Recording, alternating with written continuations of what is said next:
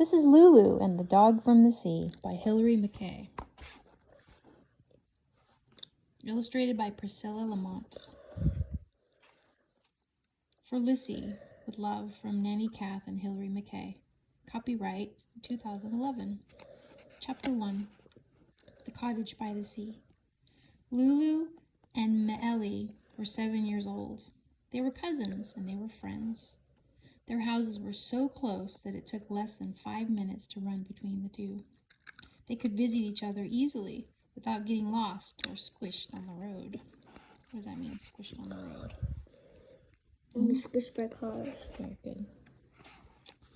That was a good thing, because Lulu and Me-ellie were not just ordinary friends, they were best friends. They were such good friends, they hardly ever fought, although sometimes they did grumble at each other a little. They mostly grumbled about each other's hobbies, which were not at all alike. Coloring again, Lulu would say, when she went to see why Me-ellie had forgotten to come and play. You're always coloring. Cleaning again? Me-ellie would ask when she came to find out what Lulu had been doing all day. You're always cleaning, she would say, holding her nose. What? The cleaning fluids.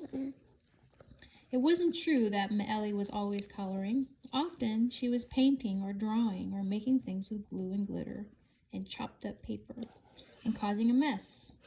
But it was true that very often Lulu was cleaning. Lulu loved animals and she had lots of pets.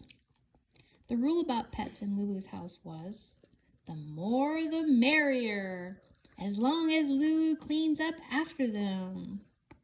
Lulu had 2 guinea pigs, 4 rabbits, 1 parrot, 1 hamster, a lot of goldfish, and a rather old dog named Sam. You love the pets. Well, you would love a hamster.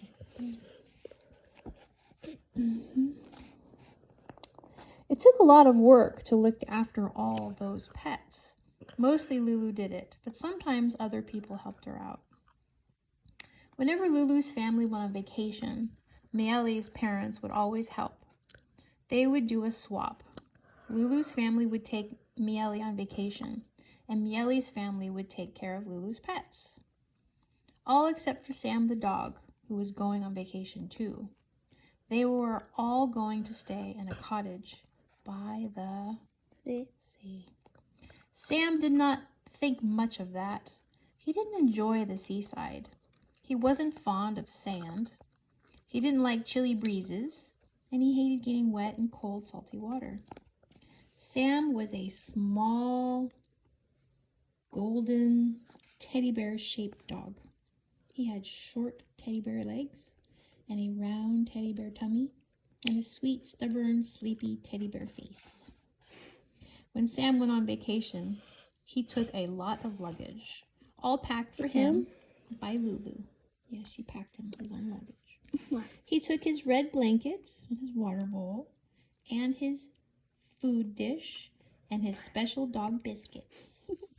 Also, his dog leash and his dog towels in case he got wet, and his shampoo and his brushes in case he got sticky. Sam also took his bracelet. Basket, and his red velvety beanbag. Sam loved his beanbag very much. And if he did not have it in his basket, he could not go to sleep. Nobody else could go to sleep either, because Sam walked around howling and whining and moaning. It was very important not to forget the beanbag. Lulu's father checked a dozen times that it was safe in the car. She's like, He did not want to have to drive all the way home for it in the middle of the night, as he had once had to do. Sam's luggage took up so much space that it was a good thing Lulu and Me-ellie had brought as little as possible. Their only big thing was Me-ellie's build your own kite kit. Me-ellie had been given this for a birthday present. She had opened it to admire the strings and the special kite paper, the bright pins and the exciting instructions. But then she had to put it away again to save for this seaside vacation. Just like this summer, we're going to make those kits, right? Now the kite kit was on the back seat. All the things that would fit anywhere else were there too, piled around Lulu and Me-ellie. Ah, it's part of the vacation feeling, said Me-ellie, being all squished up, hardly able to breathe. It's fair that Sam should have most of the space, agreed Lulu, because really he'd rather not come on vacation at all. He'd rather be comfortable. This might be a comfortable vacation, said Lulu's mother hopefully. That made everyone hoot with laughter. They spent the first part of the journey reminding one another about vacations in the past. Like the time we went camping and left behind the bag that had everyone's shoes, said Lulu. Or that house we stayed in that had a ghost in the attic, said Me-ellie. Or that place where the chimney was struck by lightning and fell down into the living room, said Lulu's father. Lulu's mother groaned and said perhaps they should turn back and not go away after all. They were nice vacations, said Lulu and Me-ellie, who had enjoyed the lightning and the ghost and the new shoes very much. They were really looking forward to staying in a little seaside town. That was what they thought. But the first thing they discovered about the cottage was that it was not near the town at all. It was all on its own, down a bumpy, potholed road. Bumps made Sam sick, so Lulu's father drove very slowly, trying to dodge the biggest holes, while Lulu's mother twisted around, waiting for the gulps that meant Sam had to be flung out of the car as quickly as possible. Why is that? He gets sick? Yeah, car sick, right? And he'd have to go puke. Poor little guy. Meanwhile, Me-ellie was ignoring both Sam and the bumpy road and saying, should I unpack my kite now that we're almost there? I think I could just open it and get out the parts. No, said Lulu's mother and father. But they said it too late. Me-ellie was already unpacking the kit.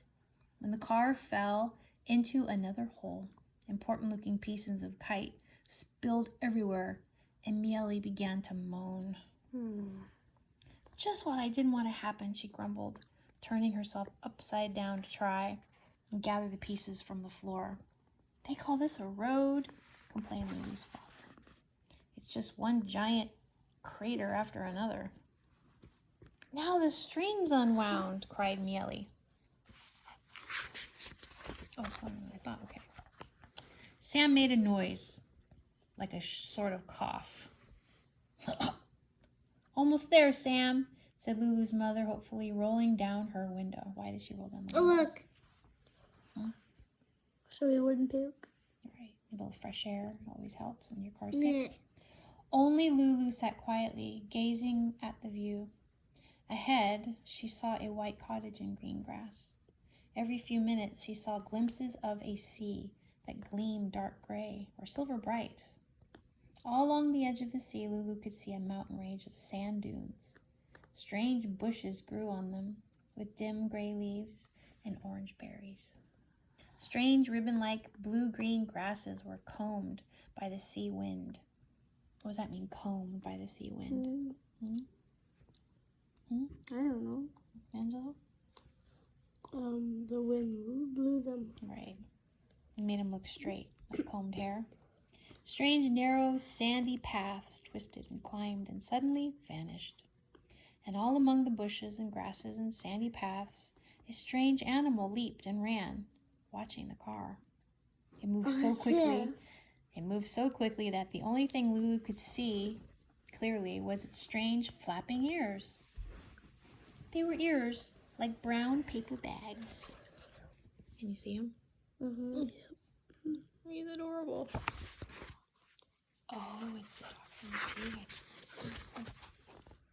okay, let's see what it says. The owner of the cottage. You want to read, Angela? The owner of the cottage. The owner of the cottage was waiting for them when they arrived. Everyone except Me-ellie, who was picking up pieces of the kite, tumbled out of the car, all stiff and achy from traveling. Took your time, didn't you? Said the cottage owner as Lulu's parents smiled and called hello. I saw you dithering around along the road. Dithering? What's that mean? Like there was all the time in the world. Well, That's not very nice. began Lulu's father. It's quite an obstacle course, that road. You've got the wrong kind of car, said the cottage owner. You need something much bigger. Hurry up. Come inside and I'll give you the key. Shoes off, she added sternly. It's very kind of you to wait, said Lulu's mother as she and Lulu's father followed her to the door. Had to, snapped the cottage owner grimly. I needed to warn you about that dog. Sam? Asked Lulu, but the cottage owner had disappeared, with Lulu's parents after her. Bang went the door in a most unfriendly way. Why, she's so, began Me-ellie, staring. Shush, went Lulu. Angry, finished Me-ellie loudly, dropping pieces of kite all over the ground as she spoke. Don't worry, she can't hear. She shut the door. Why do you think she said that about Sam?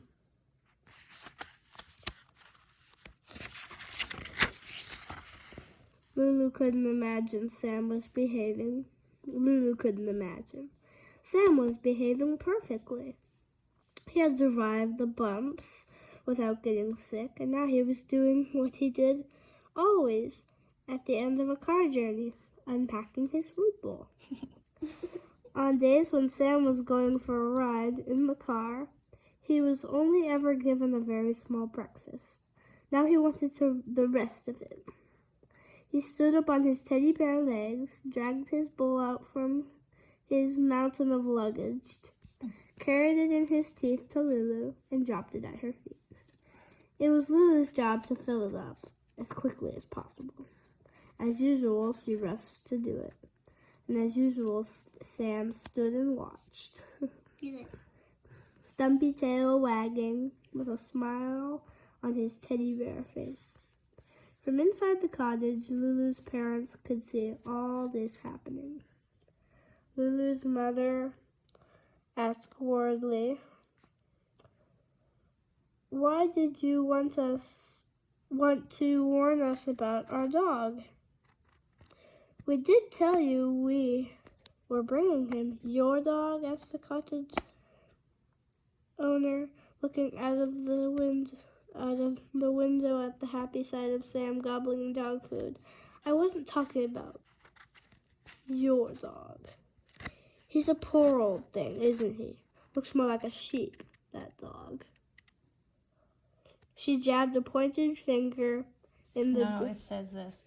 He's a poor old thing, isn't he? Looks more like a sheep. That dog.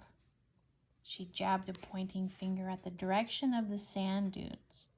That dog meaning the dog that's outside, right? Yep. That dog. Where a small sandstorm had just erupted. Okay, go ahead. The sandstorm rolled down the sand dunes, arrived between Lulu and Me-ellie in a cloud of dust, seized the packet of dog food that Lulu had only a moment before put down, whirled around and raced away, all in one astonishing moment. Ruff, ruff, ruff, barked Sam, nearly falling over with rage. You know what just happened? No. Huh? No. What just happened? I don't know. What just happened? That other dog stole Sam's food packet. Oh. That dog, said the cottage owner. Okay, I want you to go like that and point at the book, not at my feet, said the cottage owner, rushing out of the cottage with Lulu's parents behind her. That dog, she repeated, pointing to a dusty blur on the sand dunes. That dog from the sea. He's a thief. He's a menace. The people last week lost a whole roast chicken from under their noses. Nothing is safe from him, and no one can get near him. We've had the dog catcher out twice already, and he's never gotten close enough to grab." "Oh, poor dog," exclaimed Lulu. "Don't you go encouraging him," said the woman, turning on Lulu quite fiercely. "He's not welcome around here. You'll have to be careful. No leaving out picnics or scraps for the seagulls. He goes through all the trash, too." Right? "So you'll have to remember to take the trash can into the house at night." "Take the trash can into the house at night?" repeated Lulu's father, staring. "I've warned you, and now I need to go," said the cottage owner. "Did you say take—" "I did," said the cottage owner, dragging a bike from the hedge. Then she handed Lulu's mother a large and rather rusty key and rode off. So she rides a little bicycle. "Take the trash can into the house at night?" "At night?" exploded Lulu's father wildly the moment she was gone. "What kind of place is it where you have to do that?" Lulu and Me-ellie became helpless with giggles and rolled around on the grass. "And you're not helping," complained Lulu's father as he stepped over them. "Oh," said Me-ellie, "I love this place." "You haven't seen the inside yet," warned Lulu's mother. "And neither have we. Hardly. I thought she might stay and show us where things are and explain about hot water and how the stove works. Oh well, never mind. Who's coming with me to explore?" Lulu and Me-ellie scrambled to their feet and hurried to follow her into the cottage. It was clean, and very bare. It was just 4 little rooms, 2 bedrooms, a kitchen, and a living room, with a very damp-smelling bathroom tacked onto the back. The water in the faucet was as cold as ice, and the oven, said a neat label that was stuck on the front, was missing a part. "No wonder Mrs. on the bike ran away so fast," said Lulu's father. And he went outside and looked suspiciously at the chimney to see if it had been struck by lightning. It looked solid, however, and there was no ghost in the attic because there was no attic. There was no upstairs at all. This was a 1-story house, right? Well, at least We have a downstairs and upstairs. We do. Well, at least we all have shoes this time, said Lulu's father, cheering up. "So maybe we'll survive." Lulu and Me-ellie were sure they would. Their bedroom window faced the sand dunes. They pushed it open and the sea wind blew in. And there they were, nearly among the blue-green grasses and gray-orange berried bushes, almost next to the little golden paths down which a dog from the sea might swoop like a storm. "It's the most perfect place ever," said Lulu. Her mother said, to that. She was exploring the kitchen cupboards. She had just discovered that there were not enough mugs for all 4 of them to have hot drinks at once, and not enough glasses for all 4 of them to have cold drinks at once. And she had discovered other things about saucepans and forks and spoons that made her say, as well. "But we do have shoes," said Lulu's father, "so let's go and explore." So they did. Chapter 2 next.